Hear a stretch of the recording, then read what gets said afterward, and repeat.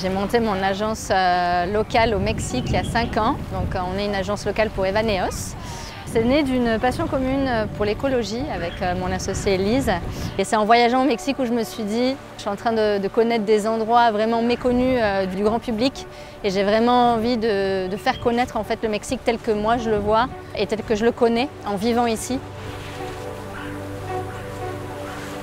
Aujourd'hui, on est en Basse-Californie, une de mes régions coup de cœur au Mexique. Donc pas du tout connue en Europe.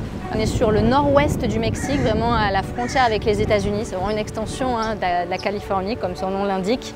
C'est vraiment particulier de la région de la Basse-Californie. En fait, ces paysages lunaires, c'est très aride, c'est très sec. Et vous allez voir des cactus immenses. Il y a des cactus qui font 3-4 fois ma taille.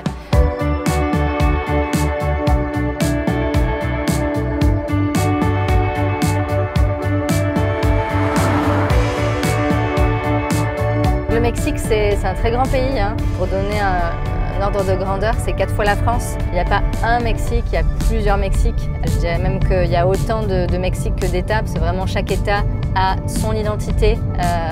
On va retrouver sur certaines régions plus l'aspect gastronomique, l'héritage culturel précolombien. Et d'autres régions, en fait, comme la Basse-Californie, qu'on va avoir tendance à vraiment pousser sur des voyageurs qui vont vouloir retrouver l'aspect road trip, les grands espaces, où en fait vraiment le simple fait de conduire, c'est une expérience en soi. Et pour les amoureux aussi de la biodiversité. La mer de Cortés, par exemple, abrite des milliers d'espèces sous-marines. Ça a été d'ailleurs baptisé par Jacques Cousteau comme l'aquarium du monde.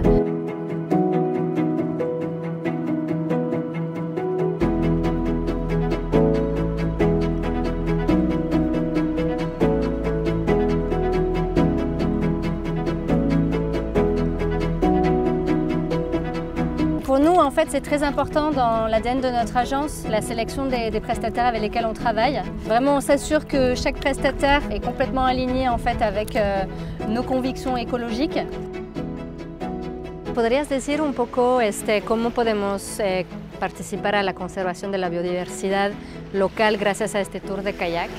La forma de visitar a los lobos marinos con kayak es muy respectiva de la naturaleza, muy quieta, no hay ruido. Y otra cosa, hay un 10% del total del viaje que está para la Asociación de Rescate Lobos Marinos, ya que son todos voluntarios. Aquí tenemos un problema, como todavía se usa mucho la pesca artesanal y diferentes artes de pesca, varias veces pasa que los lobos se atoran y que la línea acaba alrededor de su cuello. Varias veces podemos ver en la colonia de San Rafaelito, la lobera de la isla. Avisamos a la Asociación Rescate Lobos Marinos, ellos vienen y tienen varias técnicas para liberar los animales y rescatar y también hacen un seguimiento para ver cómo van. C'est vraiment en voyageant que je me suis rendu compte de l'impact de l'humain sur notre Terre. Je pense qu'on peut rechallenger notre manière de voyager au lieu de tout simplement se dire d'arrêter de voyager, parce que les gens n'arrêteront pas de voyager.